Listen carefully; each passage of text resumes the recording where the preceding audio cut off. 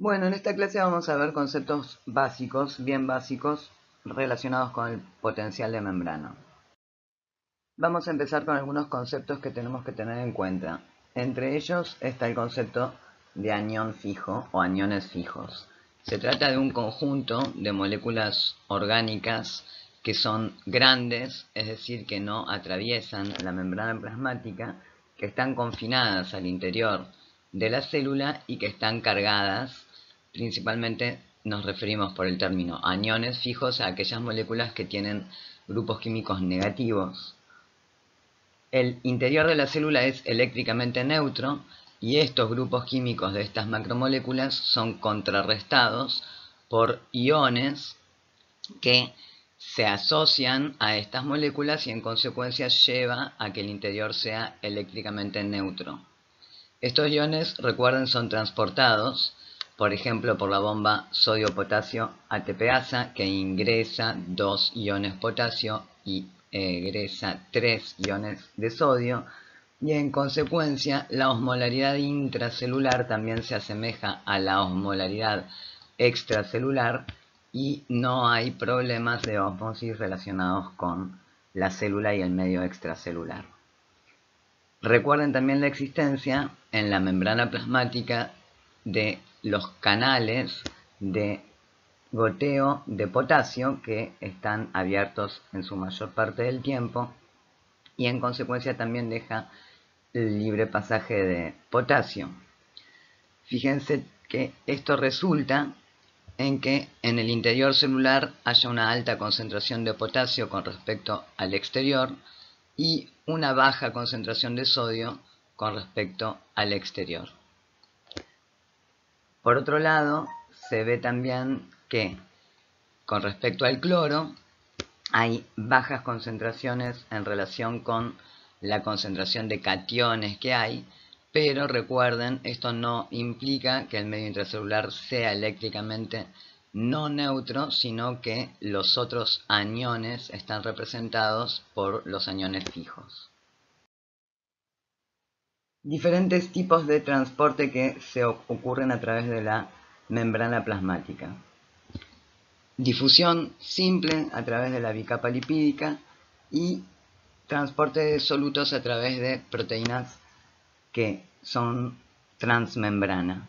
Estas pueden ser canales o transportadores y el transporte, recuerden, que puede ser pasivo o activo. El activo se realiza en contra del potencial electroquímico, el pasivo se realiza a favor del potencial electroquímico. Recordemos entonces el concepto de potencial electroquímico. Recuerden que alude a la fuerza que guía el pasaje de solutos cargados a través de la membrana. De modo que dependerá directamente de la suma de un potencial eléctrico y un potencial químico. Y el sentido de esos potenciales hará que el potencial químico y el eléctrico vayan en el mismo sentido o en sentidos contrarios y puedan incluso llegar hasta a anularse. Fíjense, en este caso vemos que no existe un potencial de membrana, de modo que el pasaje de este soluto, por más que esté cargado, es directamente a favor del potencial químico, es decir, se va a desplazar desde una zona de alta concentración de soluto hacia una zona de baja concentración de soluto. Si en cambio estamos en una situación en la que sí hay un potencial de membrana y el potencial es negativo adentro de la célula respecto del exterior, vamos a encontrar entonces con que dado que este soluto tiene carga positiva, el potencial eléctrico va a llevar a que ingrese el soluto al interior de la célula, el potencial químico también, irán los dos en el mismo sentido y por eso esta flecha tiene un grosor mayor que la original. En este último caso vemos que el interior tiene un potencial positivo con respecto al exterior y en consecuencia el potencial eléctrico guiará a estos iones a que salgan de la célula y el potencial químico guiará a los iones a que entren a la célula y en este caso vemos que hay una intensidad mayor del potencial químico que del eléctrico, dado que existe todavía un flujo neto de iones, aunque menor que el flujo de iones que estaba representado en ausencia de potencial de membrana. Esta figura la vamos a usar para tratar de que quede claro el concepto de potencial de equilibrio de un ion. En este caso vamos a hablar del ion potasio en particular, y si nos concentramos en esta figura, vamos a ver que el canal que permite el pasaje de este ion está cerrado, es decir, no hay permeabilidad de membrana para este ion. Contamos con un medio eléctricamente neutro en el interior de la célula, un medio eléctricamente neutro en el exterior de la célula y un potencial químico que hace que el potencial químico del potasio sea mayor la concentración en el medio intracelular que en el medio extracelular. Como vimos, en ausencia de pasaje de iones, es decir, en ausencia de permeabilidad a los iones a través de la membrana plasmática, el potencial eléctrico será cero. Por eso estamos en una situación inicial similar a la primera figura de la diapositiva anterior. Fíjense entonces que sí tenemos una diferencia de concentración del potasio entre el medio intracelular y el medio extracelular, pero no tenemos ningún potencial de membrana en cuanto al potencial eléctrico. Cuando se abre el canal de potasio, el potasio empieza a transportarse hacia el medio extracelular siguiendo la fuerza del potencial químico. Eso, fíjense, que empieza a generar un potencial de membrana. ¿Qué potencial de membrana? Se están desplazando cargas positivas desde el interior hacia el exterior. Eso deja un entorno positivo en el medio extracelular y deja un entorno negativo en el medio intracelular. En consecuencia, empezará a aparecer un potencial eléctrico que va a empezar a ser en sentido contrario al del potencial químico. Llegado al punto en el que se equilibran el potencial químico en un sentido y el potencial eléctrico en otro sentido, fíjense que el potencial electroquímico será igual a cero. Recapitulando entonces, no había antes un potencial eléctrico. Como consecuencia del pasaje de los iones a favor del potencial químico, se generó un potencial eléctrico en sentido contrario. En algún momento estamos generando entonces un potencial de membrana diferente de cero. El potencial de membrana al que se arribe cuando el potencial electroquímico del potasio sea igual a cero, ese potencial de membrana es denominado potencial de equilibrio del potasio. Es decir, el potencial de equilibrio de un ion es un potencial de membrana. Y es precisamente ese potencial de membrana que contrarresta al potencial químico de ese ion. En esta diapositiva vamos a analizar la ecuación de Nernst. Por cierto, acá está una foto de él, es Premio Nobel de Química de 1920. Gracias a él vamos a poder conocer el potencial de equilibrio de un ion a partir de conocer las concentraciones extracelulares y concentraciones intracelulares de ese ion. Fíjense que él lo que hizo fue describir el delta G del pasaje de un ion a través de la membrana. Fíjense que acá incluyen las concentraciones, este término corresponde al delta G de concentración.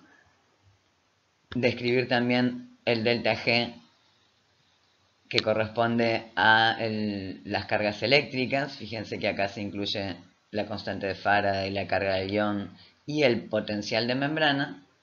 Y como cuando se llega al equilibrio, el delta G de concentración y el delta G correspondiente al eléctrico, al potencial eléctrico, es igual a 0, lo que hizo fue simplemente reemplazar estos términos, simplemente, y después despejó esta B que corresponde al potencial de membrana, y entonces acá tenemos la ecuación de Nernst, el potencial de membrana, algunas constantes y la concentración externa y la concentración interna de este ion en el caso de que sea un ion positivo. Si es un ion negativo, invierten esta relación, ponen concentración interna sobre externa.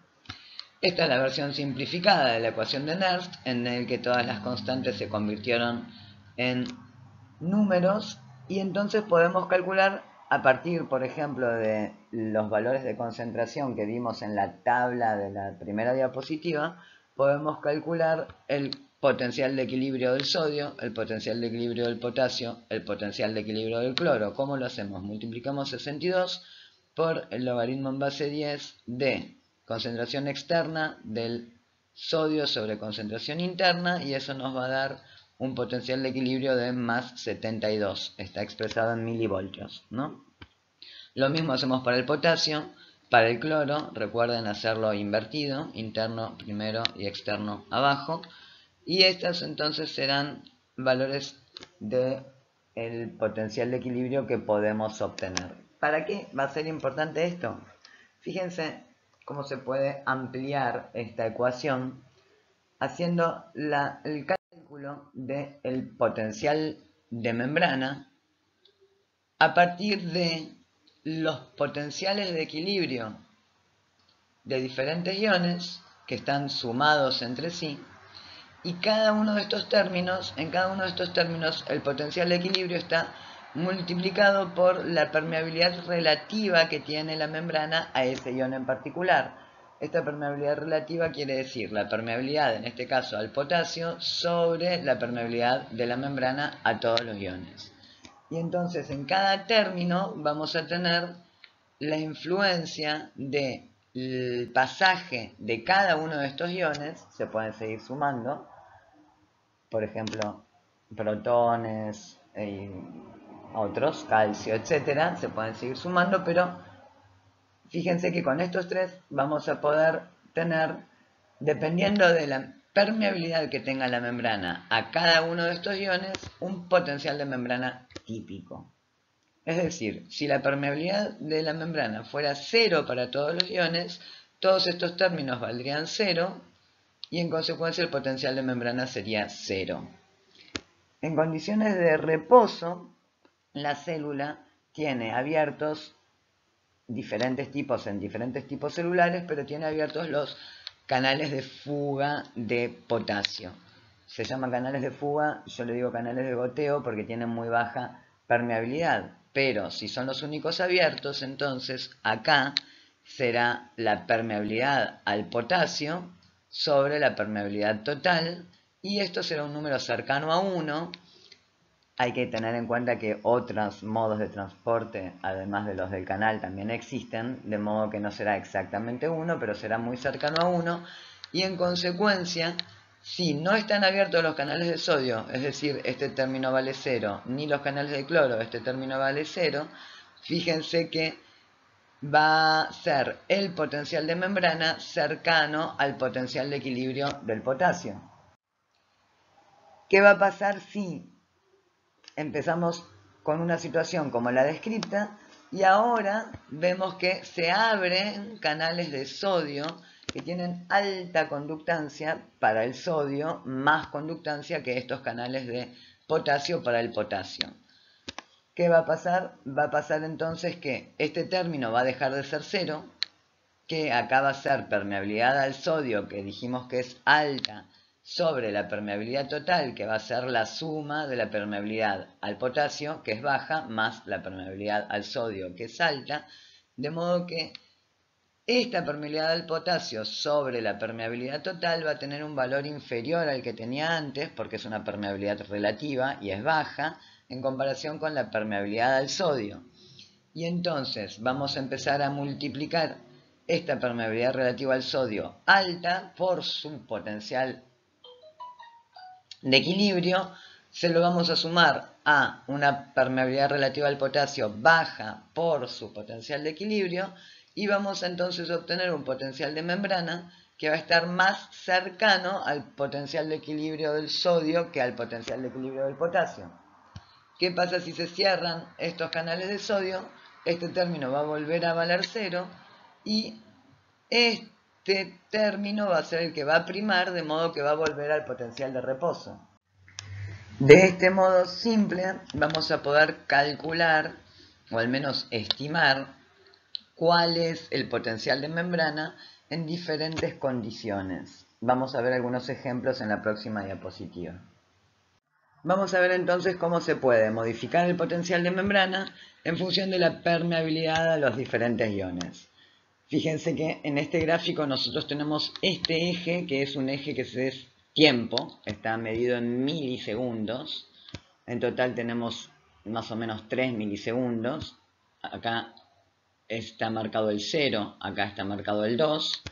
Fíjense que en este eje está marcado el potencial de membrana, medido en milivoltios, y acompañando al tiempo se ven los tres estados diferentes que puede tener ese canal que estudiamos, que es el canal de sodio dependiente de voltaje. ¿Qué quiere decir dependiente de voltaje? Quiere decir que ese canal va a permanecer cerrado en condiciones de reposo, de potencial de membrana en reposo, pero si llega a haber una despolarización del potencial de membrana, eso quiere decir que va a hacerse menos negativo el potencial de membrana como consecuencia de algún estímulo y se alcanza un potencial de membrana umbral, que acá está marcado con esta línea negra, fíjense que eso va a hacer que este canal se abra.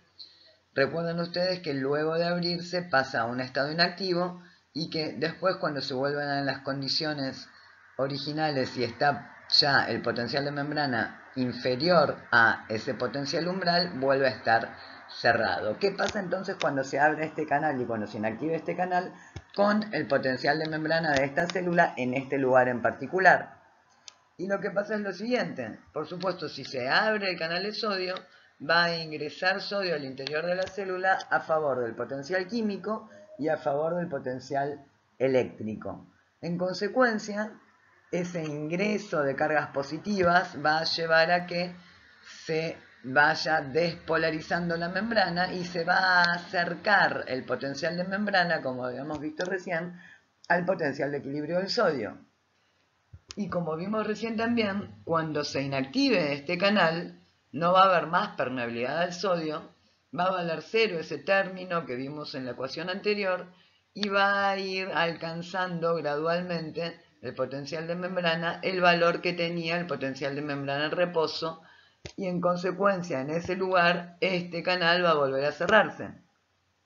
¿Sí? Fíjense que en ausencia de la existencia de estos canales sensibles a el voltaje, se muestra que luego de un estímulo despolarizante que hiciera llegar el potencial de membrana a este valor, esta línea verde muestra cómo evolucionaría el potencial de membrana si no se abriera ningún canal. Estas fluctuaciones locales en el potencial de membrana como resultado de estas variaciones en la apertura, inactivación y cierre del canal, se denominan potencial de acción. Y ahora vamos a ver cómo, a partir de que se genera el potencial de acción en ese lugar, en algún lugar, se puede después propagar en otros sentidos. Esta imagen ilustra una neurona con su cuerpo, sus dendritas y su cono axónico y su axón y el terminal. Esta imagen muestra que esta región que corresponde con el axón, tiene diferentes proteínas que en la región del soma y de las dendritas. Esas diferentes proteínas de membrana, en este caso, también tienen diferentes contenidos microtubulares, etc. Ustedes en algún momento lo van a estudiar en histo y en fisio. se debe esa diferencia a que en la zona del cono axónico o segmento inicial del axón tiene un conjunto de proteínas que definen dos dominios de membrana diferentes por su interacción también con el citoesqueleto, al estilo de las uniones estrechas, por ejemplo, de modo que las proteínas transmembrana que están acá no pueden pasar por el otro lado y viceversa.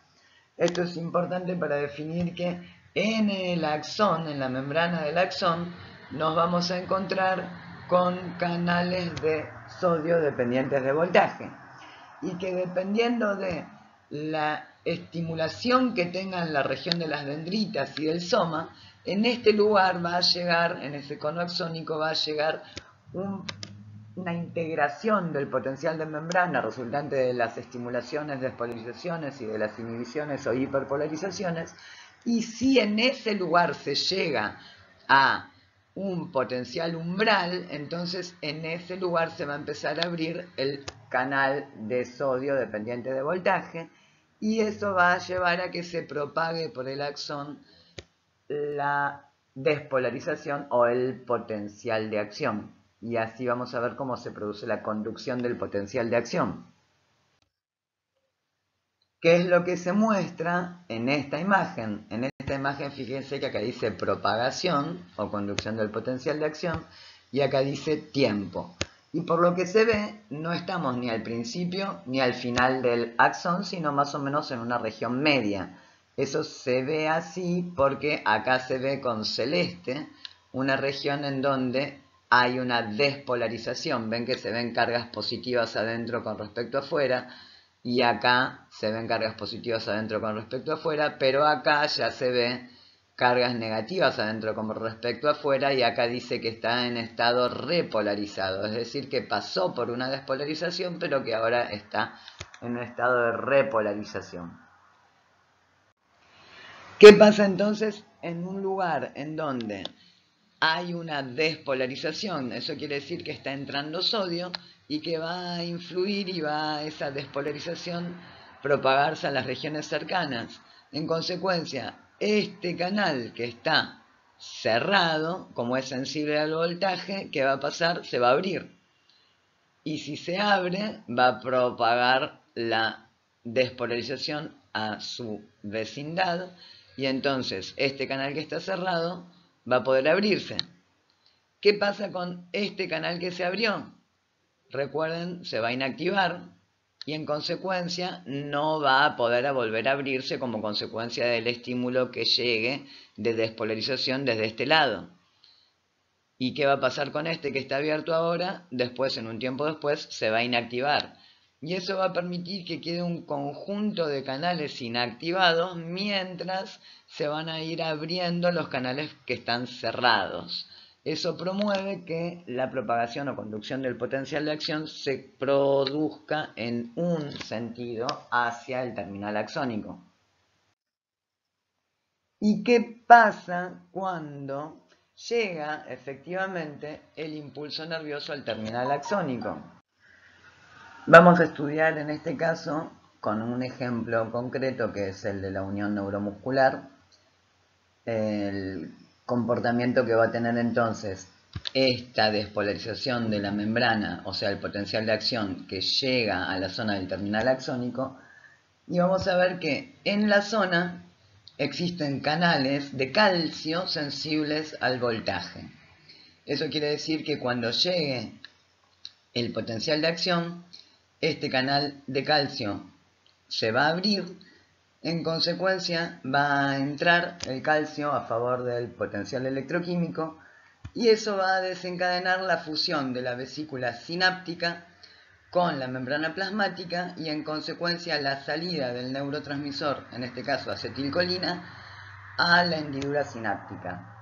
En esta diapositiva vamos a ver cómo se puede vincular al ingreso de calcio con la fusión de la vesícula sináptica con la membrana presináptica.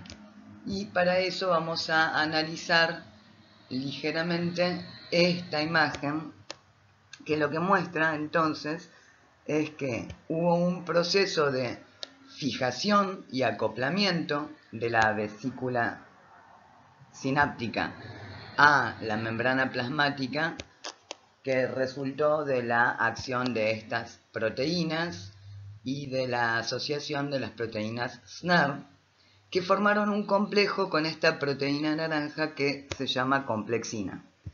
Esa proteína naranja formando parte de ese complejo, es decir, la complexina formando parte de ese complejo, lo que hace es inhibir que puedan seguir enrollándose las dos proteínas SNAR y en consecuencia detiene al proceso con la vesícula acoplada a la membrana plasmática pero sin fusionarse.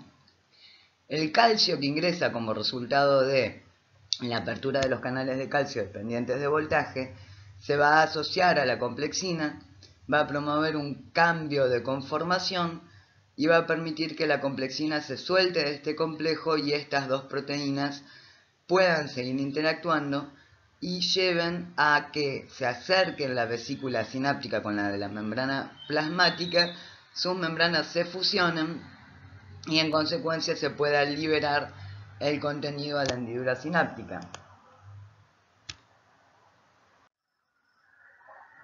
Si seguimos con este proceso, vamos a ver que esta imagen ilustra entonces a esa unión neuromuscular. Vamos a ver acá a el terminal axónico, acá a los pliegues que se dan en la célula muscular estriada esquelética en esta zona. Acá vemos un esquema de esa región. Fíjense que está liberándose acetilcolina a la hendidura sináptica y vemos algunas moléculas que van a participar en el fenómeno de comunicación con la célula muscular, como por ejemplo este canal que corresponde a el canal que habíamos visto, que es un canal de sodio dependiente del ligando. En este caso el ligando es la acetilcolina. Recuerden ustedes que este canal normalmente se abre como consecuencia de su unión acetilcolina y después se vuelve a cerrar. Y eso tarda milisegundos. En condiciones normales, debido a que en condiciones normales la acetilcolina de la hendidura sináptica es o recaptada por el terminal axónico o eliminada por esta enzima que se denomina acetilcolinesterasa.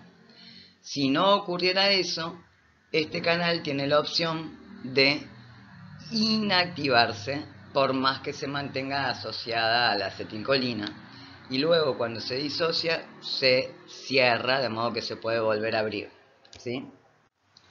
Entonces, habíamos quedado en que entra sodio como consecuencia de que se abre el canal de sodio dependiente del ligando. Eso genera una despolarización suficiente como para llegar al umbral, como para estimular a los canales de sodio dependientes de voltaje que están en la membrana adyacente de la célula muscular estriada esquelética, y entonces se va a producir un potencial de acción postsináptico que se va a propagar por la membrana plasmática de la célula muscular y también se va a propagar por los tubos T, que recuerden que son los tubos de membrana plasmática que se meten en el interior de la célula y que están asociados a las cisternas del retículo endoplasmático liso o sarcoplasmático que barre a todas las miofibrillas que acá están representadas como estos cilindros verdes que están en el interior de la célula muscular. En esta imagen podemos ver una microfotografía electrónica de transmisión que muestra el tubo T y asociadas las cisternas del retículo endoplasmático, de modo que en conjunto forman la famosa tríada. Fíjense que acá hay señalado un recuadro en rojo que va desde el interior del tubo T, que corresponde al medio extracelular, hasta el interior del retículo endoplasmático.